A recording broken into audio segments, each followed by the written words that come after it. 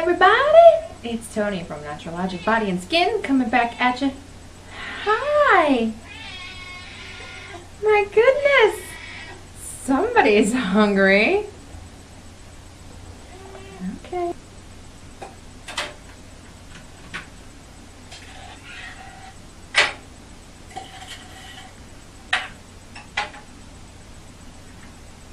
Okay, back on track with the top 6 fixes for oily summer skin as requested by Stephanie, Megan, and Tiffany from the Dragonfly Beauty blog. I'd like to get to know you a little better.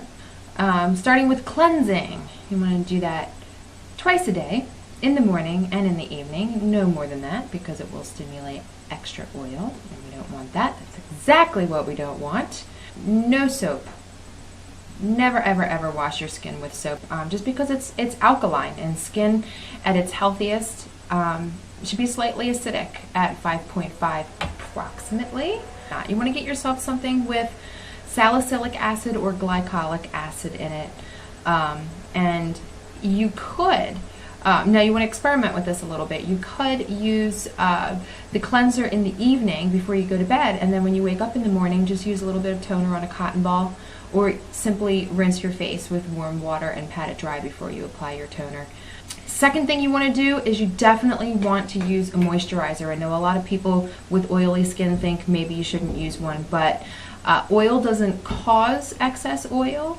Balancing oils on the skin will actually reduce the amount of sebum that your skin will make naturally, and kind of tell it that it doesn't need to make any more, and keep your skin nice and moist and even, because some of us have extra oil in the T-zone and then it would get dry on the cheeks or whatever. So you could even, there's something like the Balance Clarifying Complexion Oil that I have in the shop. You could use 1 or 2 drops at the most on damp skin and put more of it on the cheeks and a little bit less on the forehead and in the nose and chin area. And experiment with putting more or less in different areas to see how that works out for you. But you definitely want to put a moisturizer on because your skin will make more oil without it, no doubt, especially in the summertime. Third thing I want to talk about is mineral makeups. I have a love-hate relationship with them. I think they're fabulous. I love the fact that they're all natural and made from minerals. But I find them, for me personally, to be a bit drying. I'm looking at myself right now, and this camera is very, very generous and flattering. I just put it in the areas that tend to have the hyperpigmented tone to them. So if I'm a little red in here, I'll just brush a little in there. Sometimes I get a little darker in here and I'll put it there. I scratched myself while I was sleeping last night, so right here on my nose, so I have a little bit right there just to cover that up. The logic behind it would be to soak up the excess oils with the powder. I really think it's going to dry out the skin and stimulate more. You want to let your skin breathe and do its thing, so just cover up the spots. And that actually brings me to the 4th thing. Yes, again, I'm referring to notes because I just don't want to leave anything out. You know what I mean? Blotting papers. Blotting papers are awesome, but you can also use 2-ply tissue paper and just separate them and use 1 ply at a time. And since you're only putting your mineral makeup on in spots, you won't be taking off all that extra oil and you won't need to reapply so much, or at all. Don't use your pad on your face when you have excess oil to blot the excess oil. Use a tissue and then reapply your makeup afterwards, because that excess oil will not only gunk up your powder pad or your brush, but it will also just harbor all kinds of bacteria and stuff. You don't want to put that back on your face. Number 5, weekly mud mask to extract excess oil and toxins.